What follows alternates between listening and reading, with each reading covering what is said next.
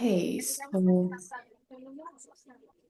if you can maybe, if everyone could just mute themselves, so that would be amazing. Otherwise, I can do it myself. Okay. Hi, everyone. Welcome to the second session of our webinar. Um, so today we welcome Clements. She is a globally recognized children's right advocate, author, and speaker. She's the co-founder of Riverstone Village, a Sudbury-style democratic school in South Africa, and a founder member of the Rights-Centric Education Network. She's also served as on the Oversight Committee of the European Democratic Education Community, or EUDEC, and has advised several democratic schools around the world. So today she will talk about and explore education and enculturation and why nurturing a culture of peace and education is essential and how schools can empower all children, including those who need more diverse needs and need to be in a more inclusive environment. So I won't take more time here. So yeah, thank you. Thanks so much, Baran. Can everybody hear me okay? Right. Um, I will be using slides, and I've put plenty of text on the slides because I know that I'm not very good at any language other than English, unfortunately. And so I'm hoping that that will also make it easy for people to pick out phrases to translate as we go, or to be able to pause the recording. Because I am going to be presenting some quite esoteric concepts that I've been pulling together. I've been on a bit of an adventure lately, and I've been on quite a deep dive. Without saying more, I'm going to put up my slides and go on through, and I'll make sure to leave space at the end for some questions and discussion. But I'm going to head straight through the whole thing first because it kind of starts adding up as I go. So I'm going to suggest that we keep the interaction for after I finish the slide deck. So here we go. Let me just get past the technical issues here. Here we go. And here, can everybody see my slides? I can see it, yes. Lovely. So at the end of the presentation, I'll be sharing why I chose this particular image of an ancient grinding stone or quern that's used for turning grain into something more digestible and nourishing. But that should already be giving us a clue. So this is what I want to talk about today. I've made a little list of key points because I'm going to be going through these, and as I say, it'll take a little while for them to add up. So first of all, what is inculturation with an I? Because that is something particular. And then I want to look at what are finite and infinite games. I'll explain why I'm going there.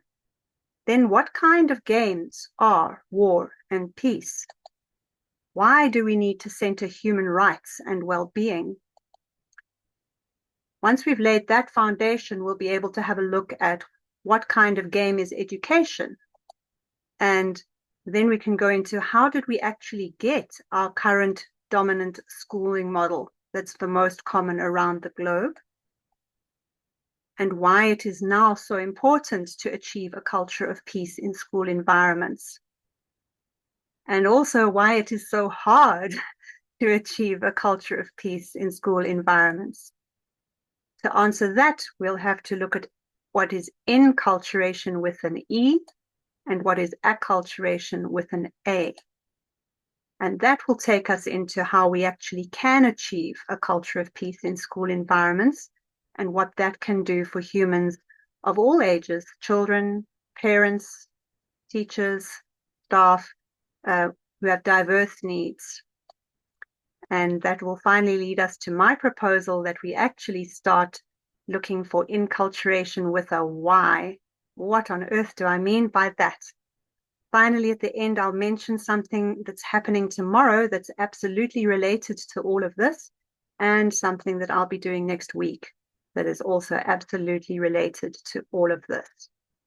So now let's dive into our first point. What is inculturation with an I? So this is actually a religious theological term, and it refers to taking a religion as it stands and then wanting to put this religion into a new community, into a new context. So the beliefs and practices are adapted and changed to fit a new context, to embody and transmit the key values without losing anything from the original religion.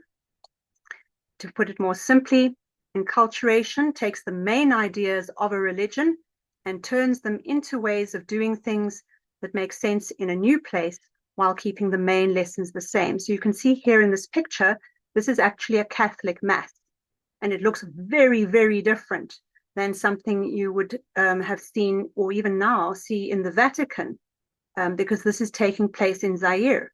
So you actually have little girls here dancing with their fly whisks in a rhythmic way, and people circling the altar. Yet this is still a Catholic Mass. It looks completely different because it's been adapted to fit the culture in Zaire. So the form changes, but the meaning and the values stay the same. That is what inculturation is. Now, these days, we can look at this in a happy way as a matter of mutual respect and dialogue to say that local cultures are valuable in their own right. However, that's not how inculturation began. Inculturation began as a strategic method to embed a religion's belief, values, and worldview and behavioral patterns into as many different contexts as possible. And that was for purposes of missionary expansion and evangelization, which came along with colonialism. Okay, so that's what inculturation is. Now I'm going to jump completely sideways to a concept that was actually, this is actually a theologian, James Carse, a Christian theologian, and he started looking at game theory, and he came up with the idea of finite and infinite games as part of his way to explain the difference between what he saw as good and what he saw as evil. And he actually came up with quite a brilliant explanation for everything that we play and do. He said, it's either a finite or an infinite game. A finite game is played for the purpose of winning, and it has an end. You have a winner and a loser. If you think of the game of chess, you know when it's over, and there's a winner and there's a loser, right? Whereas an infinite game is a game for the purpose of continuing to play. So another example would be a job interview is a finite game. You'll either get the job or you won't, and the interview will be over. But your career is an infinite game that you want to keep playing and progressing. So therefore, finite games can be played within an infinite game. You can have many job interviews in the course of your career, but an infinite game cannot be played inside a finite game. You can't have a whole career inside a job interview. And when people are playing infinitely, they regard their wins and losses in whatever finite game they are playing as but moments in continuing play. And this is also what we call the growth mindset. We don't let the little wins or the little losses impact us too much, because the point is the bigger picture. This is also where the idea of good sportsmanship comes in. When we play a finite game as if it's just a finite game, we can be very rude to the person who beats us, for example, or very rude to the person we managed to beat. And in that way, we sacrifice the infinite game, because we lose the opportunity to play with them again. They won't want to play with us anymore. And you'll see this concept coming through in the work of Dr. Peter Gray when he looks at children and the way that they play naturally, that they tend to play in order to be able to play with the same children again, whatever finite games they happen to be playing together. So what kinds of games are war and peace? Because James Carr spoke about this quite directly, and he said that war is the ultimate finite game, that war is the ultimate expression of the finite game. You always want the war to end, and you want to be the winner at the end of the war, and it can be at whatever cost to your opponent, which we can see happening in the world right now. And he said, evil does exist. It is when an infinite game is absorbed utterly in a finite game. What he meant by this, for example, when he was talking about theology, is he said that when your religion becomes just an ideology, then that is when you start making war for religious purposes or persecuting people for religious reasons. When your religion or your spirituality is still played as an infinite game, you know that there is always something more for you to learn. So you have more of an attitude of humility, that your belief can expand and grow and become more nuanced. It is only when you collapse that belief into a dogma that you are then become inflexible. You don't believe there's anything for you to learn. And now you can justify doing things, horrific things, in the name of love. So this is quite important. And then he says the most shocking thing. He says, all evil is an attempt to eliminate evil. And if we look at the history of religious warfare throughout the ages, you can see that every religious war comes from believing that the other people are evil and need to be converted. So what happens now when we say the word peace? Because, you know, I grew up in South Africa under apartheid, and one of the songs that we had that was an anthem for those of us who were in opposition to apartheid pointed out that the protagonist in the song created a wall of steel and flame and men with guns to keep it tame. And then the lyrics go, he said that as long as peace and order reign, I'll see no reason to explain why the fear and the fire and the guns remain. He called that peace.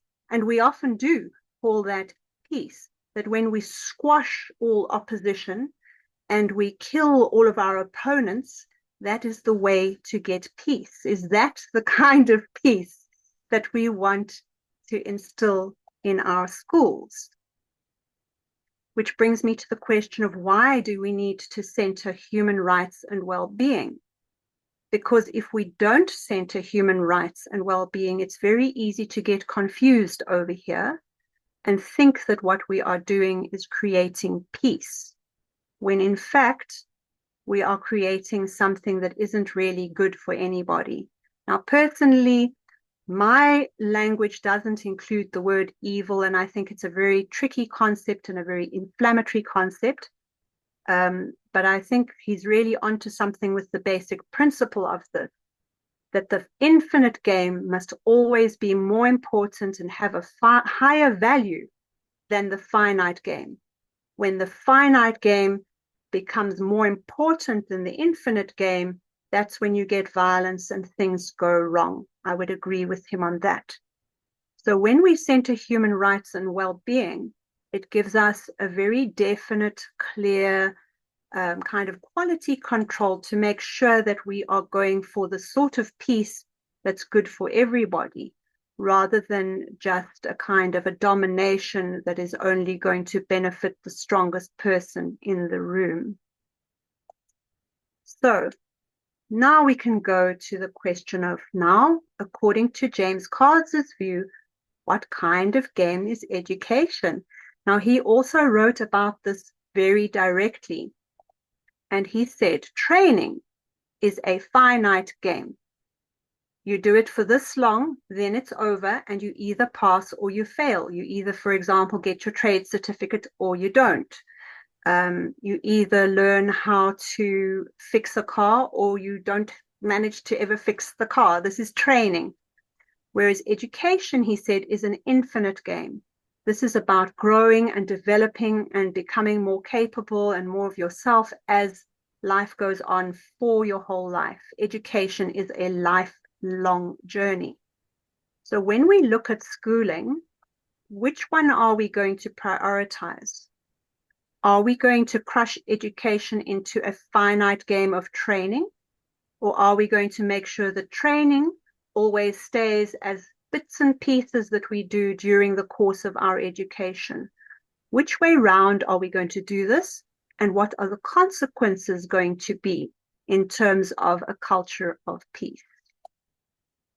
Some lovely quotes directly from James Cars about the difference, to try and really get our heads into the difference of why he says one is the finite game and one is the infinite game. To be prepared against surprise is to be trained. To be prepared for surprise is to be educated. Education discovers an increasing richness in the past because it sees what is unfinished there, whereas training regards the past as finished and the future as to be finished. Education leads towards a continuing self-discovery, whereas training leads towards a final self-definition. Am I a doctor? Am I a plumber? Or am I a human being and becoming? He goes on to say, training repeats a completed past in the future. We tell people how to do the same thing we've already figured out how to do again and again and again. Whereas education continues an unfinished past into the future.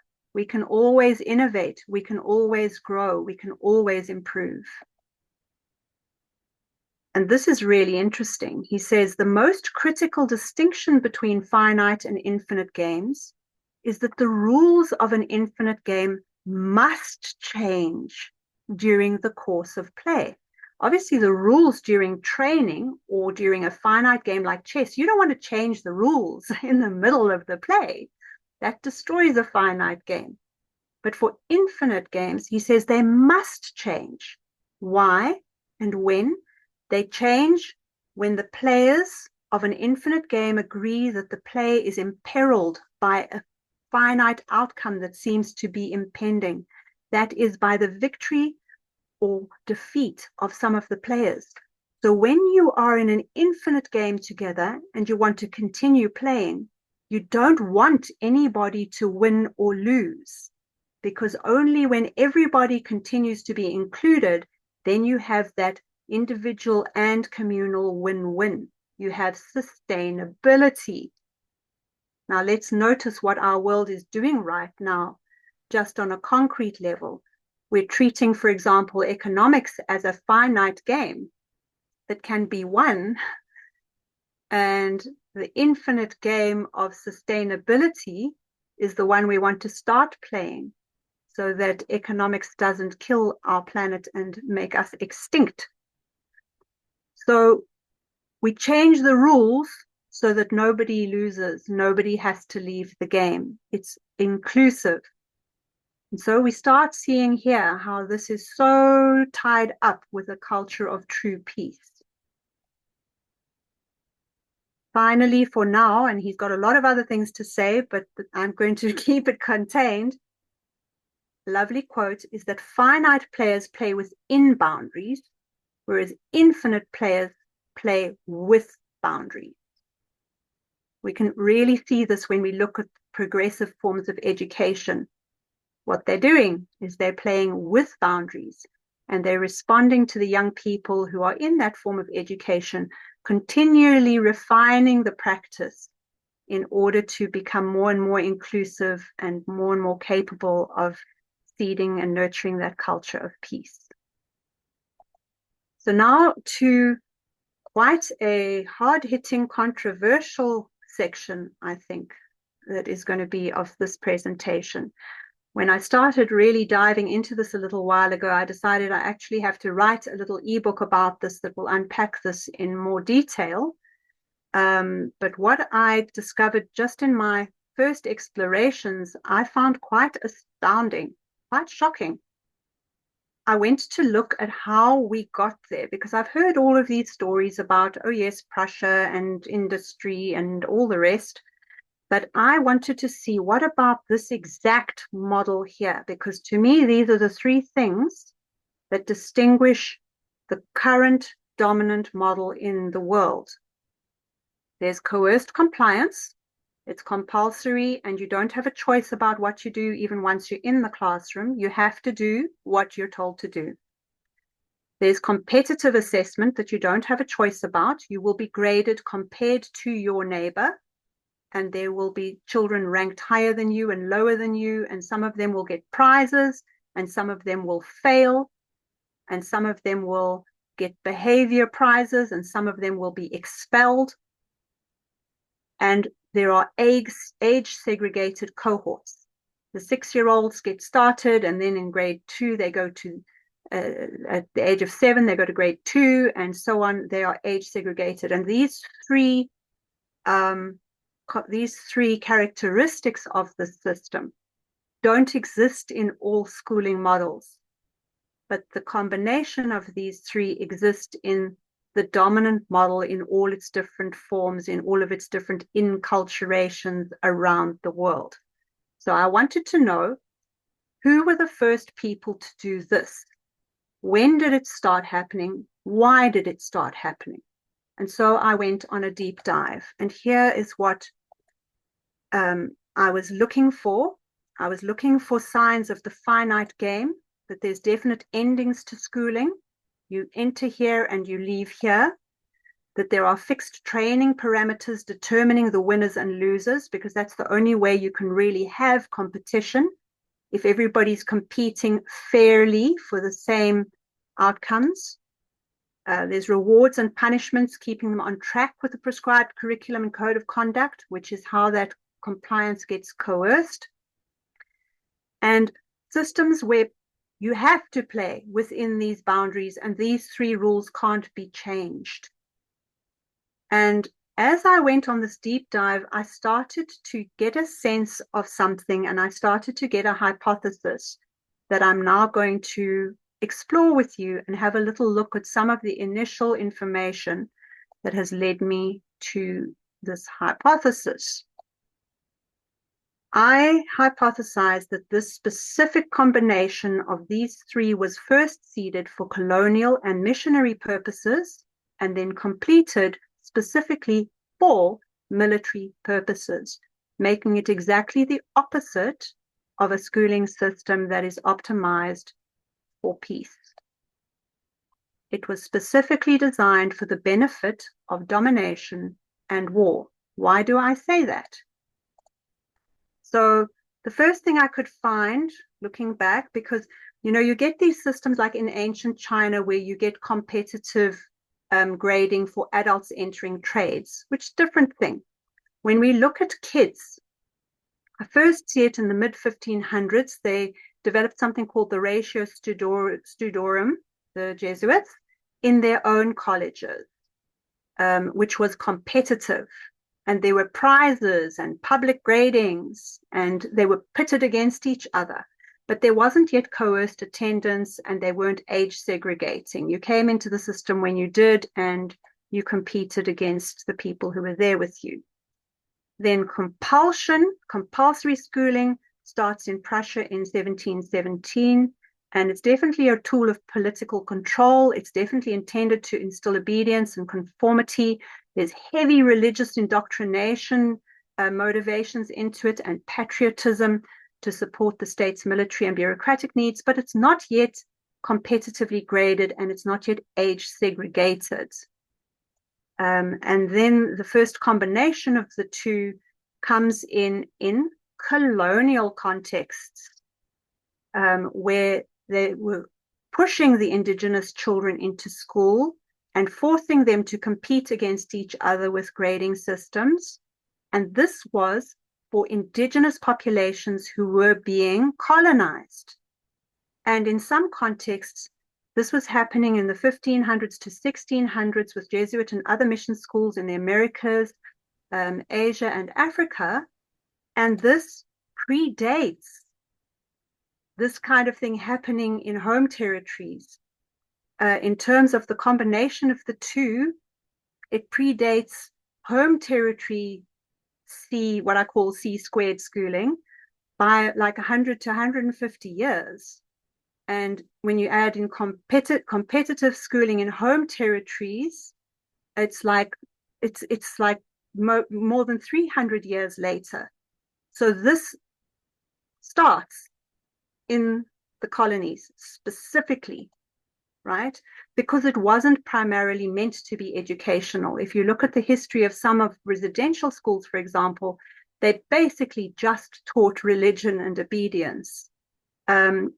It was intended as a subtle mechanism of enculturation, or not so subtle.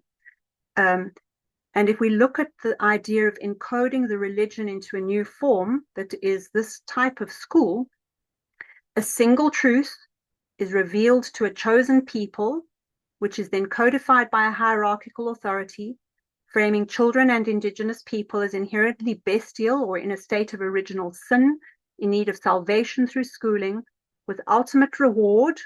A grade, straight A grades is a kind of heaven that you get at the end, attainable only through obedient compliance with the school's competitive hierarchy, which imitates very closely the religious model that they were also enculturating these people into at the time.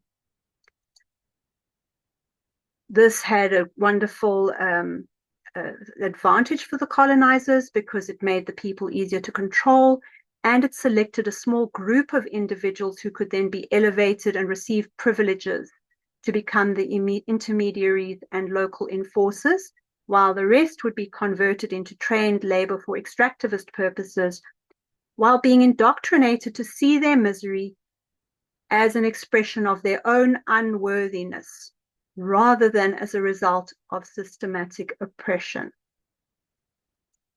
Then the final component that took it from being C squared to C cubed is the age-segregated cohort.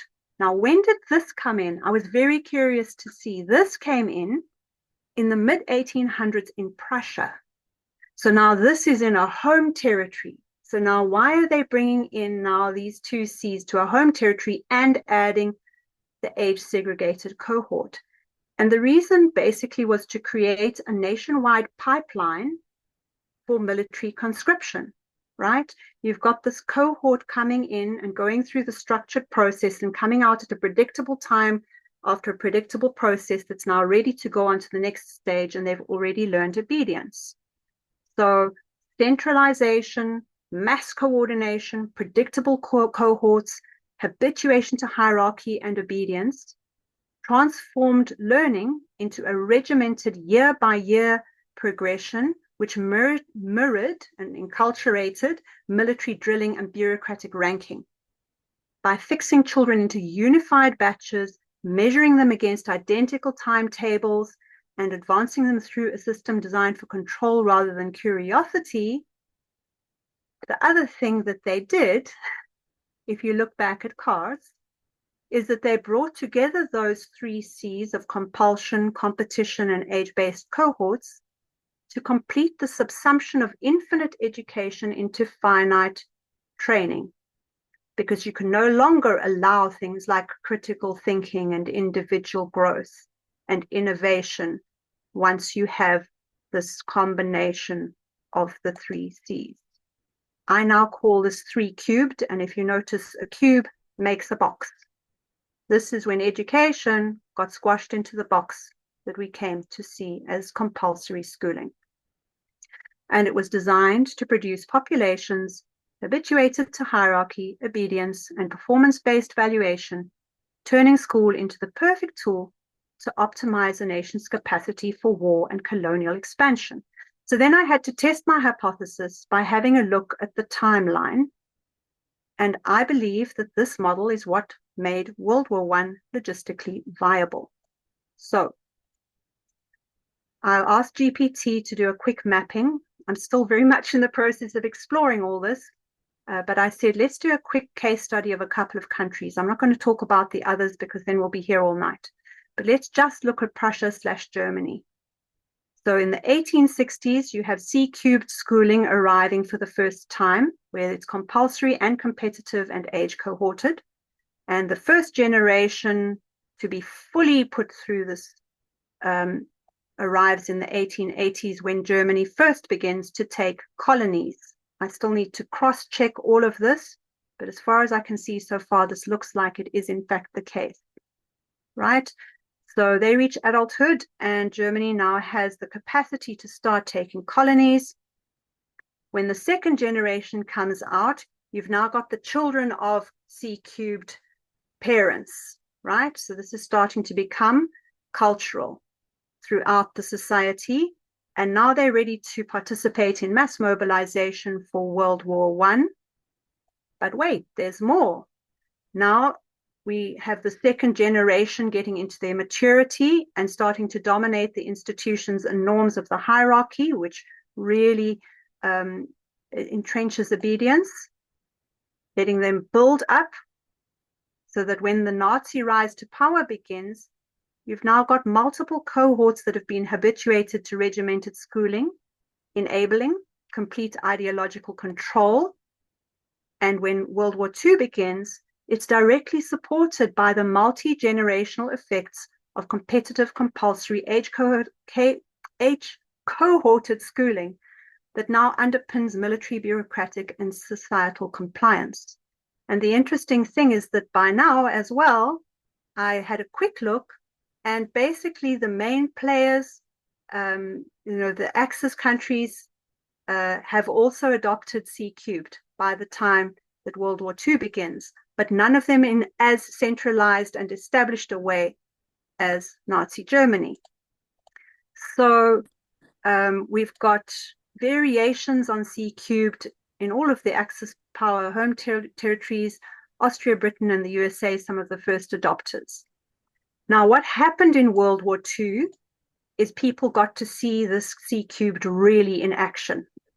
And they got to see how it could be used for extreme indoctrination and social control that would support even the most brutal of state objectives.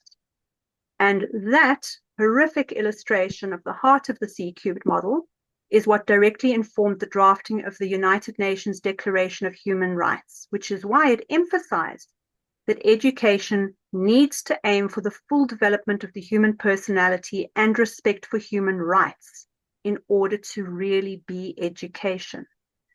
And ever since then, the United Nations has been trying to embed safeguards against indoctrination and exploitation into educational contexts, but unfortunately without spotting the foundations of the problem. So we keep trying to paste human rights on top of C-cubed models and looking for that to bring peace. And I think that only once we understand why C-cubed is C-cubed and is done that way, can we actually start to do what needs to be done. So coming back to the nature of education versus training, when learning, like religion, is treated as a finite game focused on grades, ranking, and obedience, its true purpose as an open, ongoing process of growth and discovery is lost. C-cubed turns the infinite game of education into a game of winning, stifling curiosity, creativity, and personal development. Now, all sorts of people have been pointing this out now for a number of decades. And Carter's warning about religious war makes it really clear why this matters. Because just as turning religion into ideology fosters conflict and domination, subsuming education into a finite competitive system of training produces populations conditioned to obey, accept hierarchy, and follow orders to the detriment of peace. And now we sit here in this world, and everybody is saying, why is fascism rising again? Why is fascism rising again? We've been putting the majority of the schooled kids in the world through C-cubed. for multiple generations. Why is fascism rising again? Okay. So this brings us to this question here. Why is it so important to achieve a culture of peace in school environments? Well, obviously, it's just important because each school wants to be a happy place that wants to support the well-being and genuine education of the kids. And a culture of peace is what we need in order to keep it from collapsing into nothing but a training game. Why is it so hard to achieve a culture of peace in school environments? Well, I think we've already pretty much seen that. But to really dig into these two, I want to take us into two more concepts. So let's look now, instead of inculturation, what if we look at enculturation with an E and acculturation with an A? Because these are going to be our clues on how to turn this around. And school is the perfect place to do it. So let's look at what those two words mean. So first we have enculturation, which is simply learning your own culture. You learn your own community's language, customs, norms, values, traditions, and behaviors as you grow up. It's all around you. It's normal. It's the way the world is, and you learn it. And we can feel the difference between ourselves when we meet people from other cultures. They have got different languages, customs, norms, values, traditions, and behaviors. And we've all learned this completely naturally by being immersed in it. We didn't have to be coerced into it because it was all around us, right? So just one ancient example, we can grind grain like this, or we can grind grain like this, right? You can see that these two would be considered different cultures. These people in this place do it like this. These people in that place do it like that. And then, of course, these people in that place do it like that. And there's so many. When I started looking at grain grinding, it's wonderful through history and geography how much, wow, humans are amazing, the things we come up with. But there's a discontinuity between these two and this one. Why? Because even though these are very different, here on the left in the green, these are very different ways of doing things, but they've got a common kind of meta culture behind them, which is, this would often be a communal activity. It's done with your own hands. You'd often have people gathering to do this together, doing it with work songs and rhythms and chants and chatter and gossip, right?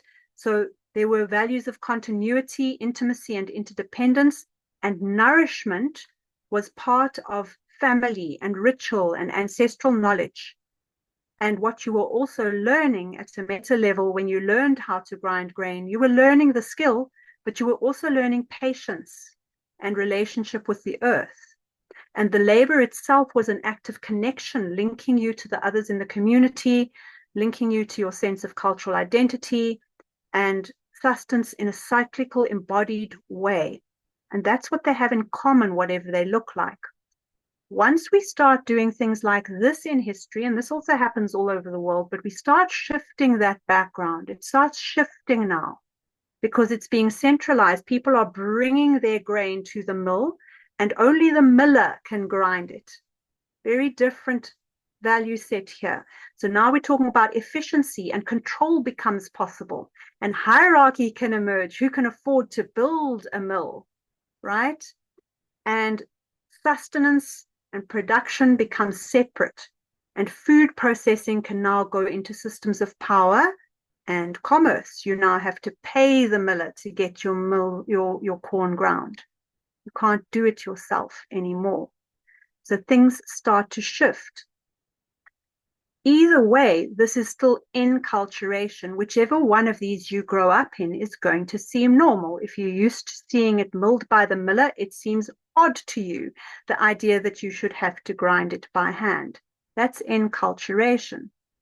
Now comes acculturation, is what happens when you meet the people next door or across the border.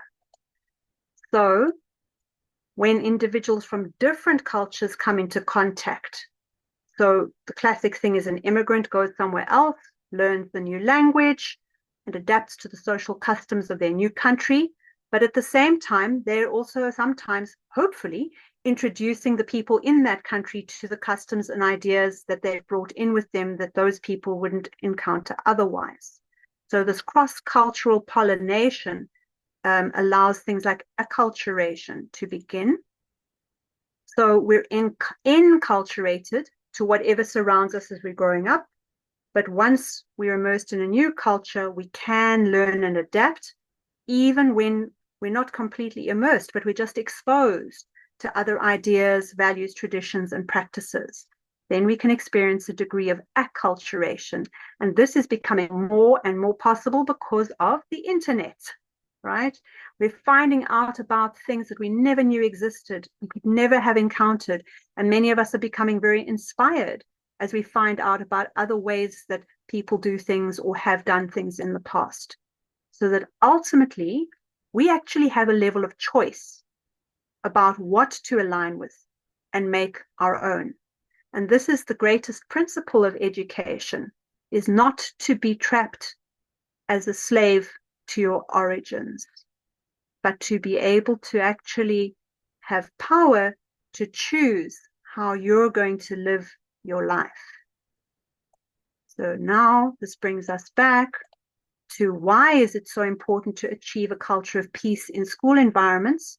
Yes, for that school environment, because it'll be a lovely place and the children will thrive and the staff will be happy and everyone will get a real education. But far more important than that, I believe urgently for our planet right now, humanity is not setting off to survive right now, right?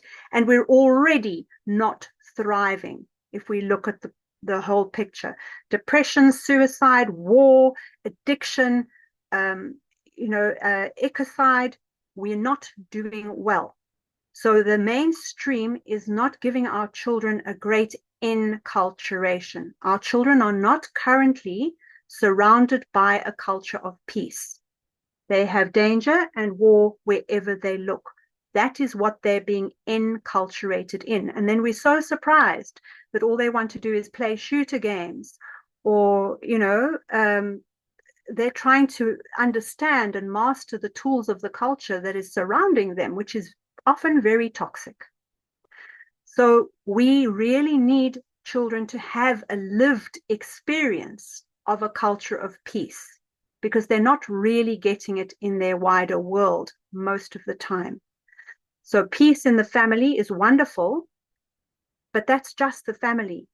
We need children to have the opportunity to live peace in a communal context so that we can all deeply understand in our bodies that it's possible, because otherwise domination and oppression just feel like reality. And we are not going to shift something if we don't believe it's possible. So this is also why the United Nations vision for education is so very, very clear on the fact that children should also learn about human rights by seeing human rights standards implemented in practice, at home, in school, within the community. And human rights education should be a comprehensive lifelong process and start with the reflection of human rights values in the daily life and experiences of children. It's not going to help that much to take human rights and put it into C³ as a topic in the curriculum upon which you will be tested, in which you can fail, right? Because that's not a lived experience of human rights. But when we create a culture of peace in our schools, then our children have the chance to enculturate differently and acculturate. Because at the moment, I mean, if you just Google the word school and click images, right? And what you will see will be stuff like this. Because the C³ model is now so normalized, it's become like the air we breathe. We can smell something stinky, but we don't realize what's causing it, right? Because we're so used to this idea of this kind of paramilitary, industrial, standardized, controlled thing being school. And most of us are still under the illusion that it's perfectly realistic to nurture a culture of peace within C³ without addressing the impacts of C³. And it's much, much easier to achieve in non-C cubed models. Much, much easier to achieve a culture of peace. So let's go there now. Why is it so hard? Why is it not just straightforward? Well, I think we've sort of gotten to the point where that's sort of obvious, but let's drill down and look at the bullying and abuse that often takes place, both peer to peer and by educators. Why is it so hard to stop this in C cubed context? For example, why is it so hard to get rid of corporal punishment, even in countries where it's been against the law for decades, like South Africa, been against the law for decades? It's still going on because violence is built into the core of the C cubed model. The implicit values communicated when you coerce people to compete, their values of domination and oppression. And then all of the ages and roles in these environments can experience impacts to their well-being as a result. There's constant talk about how many teachers are leaving teaching because they can't take it anymore, because of the burnout, because of the stress, because of the abuse and what they're going through, because this environment is not built for peace and it's not built for well-being. So there are many, many really good-hearted people working really hard to bring peace and human rights and well-being into C cubed places, but they often find that it's like pushing a rock uphill. So even, when you see people really managing to innovate in their own personal classrooms, come back after that person has left and things tend to have, reverted back again. Or that person gets fired, like I think my only two teachers that I truly loved during school got fired, right? This becomes like pushing a rock uphill. So bullying is far less common and well-being is more pervasive, and staff job satisfaction is far higher in agentic schools that don't align with C cubed. But these schools are currently very, very rare, to the point that most people don't know they exist and cannot even imagine how they could exist. And it sounds too good to be true. So then how do you use them as sources of inspiration? Right.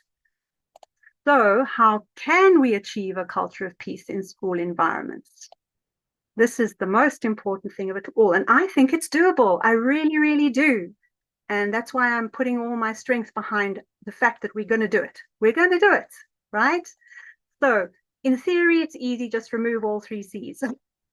Okay, what does that look like in practice? Well, you can replace compulsion with quality control, because educational offerings that truly meet children's needs do, in truth, in practice, I've seen it, they actively attract children. And then you don't need to force them because they want to do it, because they can feel this feels nourishing. This is expanding me. This is giving me opportunity to grow, and it fits my needs. You don't need compulsion if you're doing that. You can replace competition with capacity building. So I'm not trying to grade you against your friend to see who wins. I am supporting you to see how are you doing? What do you need? Assessment is for the purpose of helping you identify your next best steps. Got nothing to do with beating your friends, right? And then age segregation can easily be replaced with egalitarian age mixing once you leave the C cubed model. And you can replace that ageist domination with empowered agentic inclusion. So you'll find schools that are non-C cubed already don't do any of this and haven't been doing any of this for decades. And you can see the outcomes and they're good. And it's a lovely place to work because everybody relaxes together and nobody's trying to boss anyone else around. And we make rules together. And the adults have to follow the rules as much as the kids do. Wonderful. It's lovely. But that is the kind of environment where you really can realistically fulfill the human rights mandated aims of education, being the full development of the child's individual, unique personality, talents, and abilities, the development of respect for human rights and freedoms, because they've got a lived experience of respecting other people and being respected, development of respect for cultural identity, values, and the environment, because these things are no longer being shoved down your throat. They're being explored through open dialogue and direct experience. Preparation for responsible life in a free society. Well, I don't know that we have a free society. I'm not sure where that mythical beast lives. but I do believe we can prepare to create it. And I think we can support children in preparing to co-create it, because that's what we have to create now in order to survive. And the development of a sense of dignity and the ability to participate effectively. This is possible. However, in established systems, how are you going to get there, right? How are you going to take C cubed out of a massive national school system? We've been trying that for years. So many people have been trying that for years at all levels, policymakers, teachers, everybody in between. Everybody's intending to do this. I think the key is that we understand C cubed and what it is and why it is, and then we can do what we are starting to do now. So let's first go to what does it do for humans of all ages with diverse needs when we take the C cubed out of education. So I say humans of all ages because teachers who aren't bang in the middle of the normal curve are also going to struggle in a C cubed system. If a teacher is quite sensitive or has, sort of sensory sensitivities or is prone to burnout, etc., they are also going to struggle. And those are often the best teachers, because the highly sensitive teacher is often the one who's most able to tune into the needs of the student. But they don't do well with that level of bureaucratic control and trying to deal with 40 children in a class. Are you kidding me? Not going to happen. So coercion and competitive standardization and age-pegged milestones actually do impact the majority of children in a negative way, because there's only a very small number, the so-called top few, who are in the middle of the normal curve, and they're a perfect fit for the system, and they can win. And that'll be your top 3 in the class. Who's top of the class, who's second, who's third? It'll be your straight A grade students, right? They're a minority who are actually going to thrive. Question about whether they're thriving because they're not getting the culture of peace. But they're going to be the winners in that finite game. And that's actually, of course, how the system was designed. It's meant to select a privileged few and train the rest to meekly accept their subservience. It's what it's built for. And then for those who are further out from the center, each one of those C's on its own is going to directly exclude and marginalize those outliers. So, for example, autistic children with a pathological demand avoidance profile cannot do the thing exactly because it's coerced. If it wasn't coerced, they'd have a decent chance of doing it. A dyslexic child is often going to fall behind and start believing that they are stupid because of the cohorting thing, because often their brains are ready to deal with two-dimensional text a little bit later, not at 6, right? If you look at the standardization, children whose strengths fall outside the curriculum are also going to start feeling stupid and marginalized because they don't excel in those things. They may excel in something that that particular school doesn't offer. Combine the 3, and you see why so many children whose growth and learning doesn't lie in the center of the normal curve end up opting out, school refusal, being excluded, being expelled, or even being broken, which is why we have a disproportionate number of dyslexics in the prison system. So a true culture of peace is supportive and inclusive and empowering of everyone, regardless of diversity. It loves diversity. So a culture of peace and actual education are 100% aligned, because remember this rule of the finite and infinite game. The rules of an infinite game are changed to prevent anyone from winning or losing the game and to bring as many persons as possible into play. So in real education, in a culture of peace, we change the rules until we can meet the needs of every child who comes into our space. And that's the gold we're going to forge from the lead of the C cubed system. So how are we going to do that? Well, there actually are some concrete steps we're getting underway.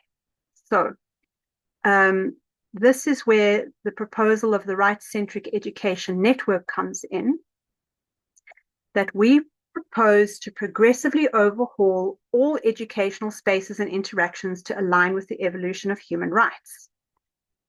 All of them.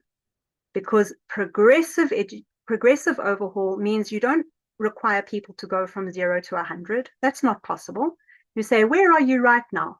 What are you doing well in your space? For example, some place that still uses corporal punishment is at least offering free education, whereas some amazing non-C-cubed school is very expensive and most children can't get in. So there's always something that you're doing well and something that you can improve on. What can you improve on first? Let's use human rights as a framework to help identify that goal, and step by step, one step at a time. So the United Nations Convention on the Rights of the Child, or UNCRC, can actually become a checklist that we can translate into practical steps to gradually transform any educational space so that it becomes possible to nurture a culture of peace and to support true education in that space. However, there is a little cheat sheet, because it's become clear for me, at least over my 20 years of really getting around, and at least virtually, and exploring and experiencing myself, there are two easiest concrete first steps for anyone, anywhere, in any educational environment that you can start on right now. The first one is take well-being seriously for everyone, because in the end, well-being and human rights are actually just different languages for the same thing. They're about human thriving individually and collectively. To take well-being seriously for everyone, you're going to start heading in the right direction. And number two, make sure everyone has a real voice. And this is also where participation in the decisions that affect them is central to all concepts of human rights and children's rights. So these two things, I suggest, are the gateway to everything else. And how do we do those concretely? We're going to help you. We're going to help ourselves. We're going to all do this together. So my proposal for us on the basis of that second one is, let's all do inculturation with a Y. Now you can guess Y stands for youth. It's the youth. Because I'll tell you, the one thing I've really learned over the last 20 years is that the kids have a lot more to teach me than I have to teach them, especially when it comes to matters of peace and sustainability and having a future that they want to live in. So the moment that we bring those youth voices into a place where they can speak up safely and not in a token way, we can actually partner together to say, what shall we change first? What's your priority? Because for this school, it might be something simple like the kids say, we really hate the uniform. In that school, it might be, we really want to have a say in the curriculum because there's so many of us who want to do this other subject. For others, it might be, we really need to get rid of corporal punishment because it's just terrifying and traumatizing us and we can't even think how to learn, right? So the youth in each space have got the best idea of what it is for their needs to be met, and what we need to do is give their voices space, which is why I chose this slide for my background, because I see this as an adult with that big grindstone grinding the corn to get it done so we can all eat. But look at the two little stones next door, right? That's a little kid's one and a middle-sized kid's one, and they're allowed to help and they're included together. And this is a collaborative enterprise, and it doesn't matter who grinds how much or how fast or how well.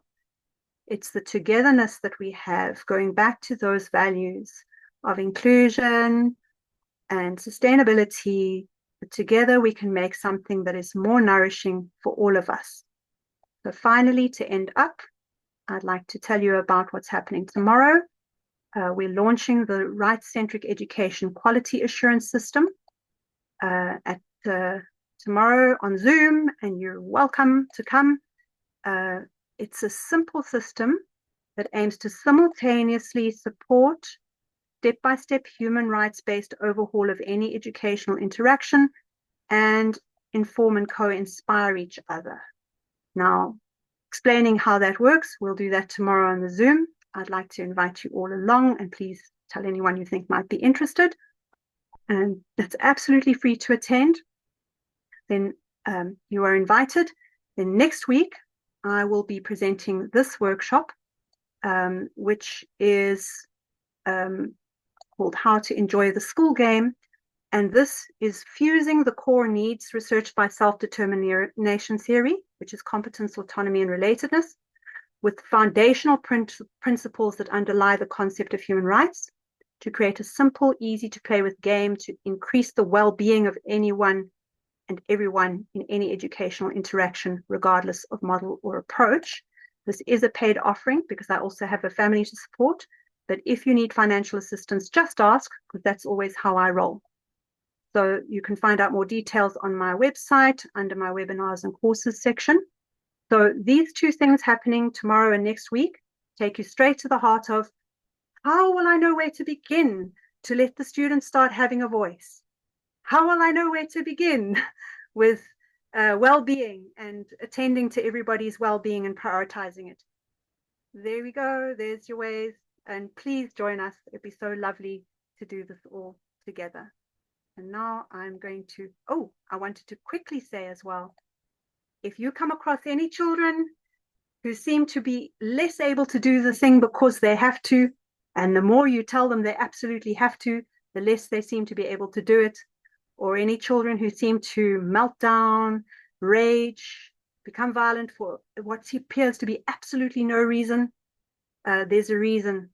And you can attend to their well-being too, and you'll see a great transformation. So if that sounds like you, then on my webpage, please read my PDA page and talk to me about that too. So thank you very, very much for your time and your sustained listening efforts. And now we'll open up to any questions or discussion that we want to share. Thank you so much, Yana. It was very interesting. Like every single word that you mentioned, like I was fully focused. I couldn't even like stop listening and paying attention. So you talked about the difference between infinite game and the what was the other one? The finite and The finite infinite, game. yeah. Yes, sorry. And how we can apply them in terms of education and training, and how infinite is actually education. And also you mentioned like how we can make the school environment a more peace-prone, like a place that actually incorporates culture of peace and provides the values for students themselves. So these are concepts that are different than how we can attract and inform parents more and more. So the problem is that, like what I see is that families, parents who are looking for schools for their children, for appropriate education, they are looking for that training rather than that education. They want to have those three C's in in the schools for their children. This is what this is what they are actually looking for. So my question is that how, as educators, as advocates, as anything that we want to call ourselves, how we can inform families. Hmm.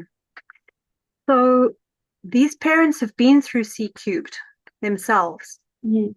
They have been enculturated and inculturated into C cubed thinking. It's what they think is normal. It's what they experience as reality. It's what they think is education. And in that process, they have also lost some of their well-being, and they may or may not be conscious of that. And that's why the second workshop, because the more that we can become literate in what actually is well-being made of, how do I know when my well-being is suffering or strong? How can I predict whether your well-being is doing okay? How can I see, why are you scared? What are you scared of? How do we communicate about that in a real way? Because I believe that those parents don't actually want C cubed. What they want is to know that their child is safe and is going to thrive. And they've been brought to believe that C cubed will bring safety and thriving. But what they really want is safety and thriving. So if you can engage with those parents around those needs that are underneath what they think they want, That's when you've got a chance to actually help them open up their awareness about how to achieve that safety and thriving for their kids. When we just tell people we do things differently here, or we have to do things differently because it's better, it doesn't really work. We need to give those parents space to express their fears, express their hopes, figure out what it is they're trying to achieve, and then support them in understanding how that's going to be achieved by what we're going to offer. So it's not a quick, easy process, but that's the point, right? Because training aims for a quick, easy, standardized process that we can bang out. We can say, this is how you get your parents on board, boom, boom, boom. That process itself needs to be one of peace. It needs to be one of authentic connection, communication, human belonging, and being able to actually have your well-being prioritized. So entering into those conversations is hugely important. And as you onboard more and more parents in that way, they won't be there because they've been sold something or they've been convinced of something. They'll be there because they've now started to experience something and embody something. And that builds a parent body that increasingly can welcome more and more parents into that community, which then also further builds that sense of safety and support and community that is really what everybody needs in order to thrive. I don't know if that helps. Yeah, thank you. Yeah, I see Nick raised his hand. If Mm-hmm. Yeah, hello everyone. I think that this is an amazing presentation. Here I am, an African, listening to this wonderful presentation where we are looking at humanistic education. I wanted to say that it's so interesting hearing you because Africa is among the most impacted by the CQ. Yeah. We see the prevalence of war in Africa, poverty, low incomes in Africa, and all of this as a result of inculturation for me. I mean, so I wanted to find out, do you think Africa has a special case? How easy is it for enculturation when the people are now completely, they have lost their culture, they don't have control of anything, and are very well conditioned with the same things that they do not truly understand. Okay, we have not really have full grasp of these issues and how it is impacting us. Documentations about these issues are very scarce, and so this is impeding understanding. In fact, everything we have from education, finance, marriage, every aspect of institutions seem borrowed. Okay, and so this is difficult, and I wanted to see how deep have you thought of Africa as a special case in all of this. In fact, I am a PhD candidate at the University of Manchester, and I am currently looking at competition, which is meritocracy, embedded in transitioning from JHS, which is elementary school, to secondary school. There is a very tough competition where you realize that the most resource schools are sort of reserved for competitive Yeah. catches. So if you are, and so I am looking at how all of that is conditioning students to see themselves as deserving of good things, whether they feel they have been treated fairly, and how all of this has bearing on their performance and social mobility. Okay, and so this presentation comes in handy for me. It comes in as a very important presentation, and I've taken a lot of ideas from your presentation, how it's going to shape some of my reviews and all of that. And so this is very interesting. But I mean, back to my question, because to be honest, I feel like my research is also going to contribute to this. It is going to potentially uncover the cost of meritocracy to social mobility, poverty, and income generation in Africa, or specifically in Ghana. And so back to my question, whether you considered Africa as a special case in all of this, and how do you think collapsing the C cube is going to be easy in the context of Africa, where now it is not a matter of physical colonization, but more or less like a mental colonization. Yeah, it's become the dominant culture. So it is now the inculturation. It's no longer even the inculturation. So yeah, I'm in Africa because I'm down in South Africa here. I don't know if you've had a look at what Kenya's doing, but I find that quite exciting, the sort of ethos that's busy emerging in Kenya. But what I'm seeing is I don't think in Africa it's going to be about collapsing the C cube, because you've also got this aspirational thing that happens when people have been denied access to education at all, and then they get sort of lured by this C cubed promise, then that's what they want. It's the same as, trying to do sustainability in communities that weren't allowed to own property or could never afford a car. It's like they want a Mercedes-Benz. It's perfectly understandable. The problem that you have in my country, where women don't want to breastfeed because now, formula feeding is more, sort of higher status, and they don't want to give natural birth because, we should all have the right to a C-section in a hospital. So you have that problem. But at the same time, we have a horrible opportunity, because when people are actually desperate to survive, they are more likely to come together if you can give them an opportunity to become empowered at a local level with their neighbors. Because firstly, they are unemployed, they don't have to go to work. And secondly, they are desperate enough to consider all options.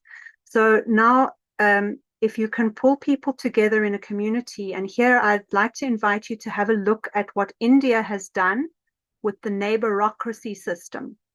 Because the neighborocracy system looks at pulling together people who live in close proximity to collaborate on solving their local problems together.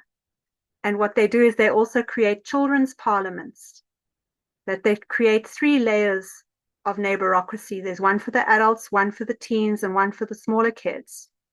And they all start collaborating on what are our exact, immediate, most pressing problems, and how can we pull together to solve them. So the example I always love using is the one Indian village where there was, the way they organize it is they become ministers of agriculture and what,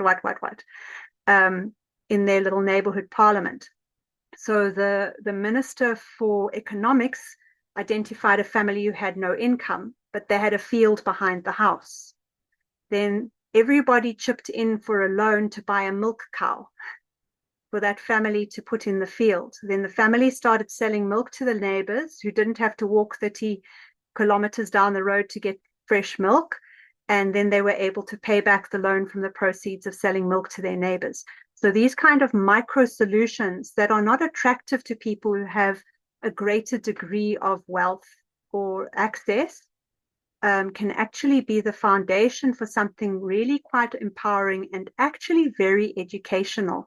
Because the other thing is that we're seeing that neighborocracy system in India, it's now been going long enough that some of these young people have turned into really very empowered advocates and are going into government and, all of this sort of stuff. So we're looking really at complementing C cubed in Africa with grassroots, real education. So you get your education in spite of your schooling rather than relying on your schooling. Because as you say, even the good and the bad news is that C cubed isn't possible in Africa because we don't have the resources. Tiny number of the population even has a textbook, right? But the advantage of that is it does mean that if you play your cards right, we can increasingly provide educational opportunity. And another thing I'd like to suggest you have a look at is the brand new Native Child of the World website, which I'm involved with, which is started by some San people here in South Africa, which is looking at using the internet to bring together wisdom keepers and indigenous kids to be able to interface on the virtual level, to be able to actually start conserving some of those positive cultural practices that, as you say, are otherwise, some have already been lost, but there's still a lot, especially in terms of sustainable local agricultural practices and medicinal practices that can still be salvaged if we're quick. So I invite you to have a look at that and participate in helping that grow. But thank you for raising this because it's so important. And yeah, I always like to think Africa can end up leading the way, It's just like how I think. Thank you. Does anyone else have any questions? Maybe considering the time, maybe we can do one more question.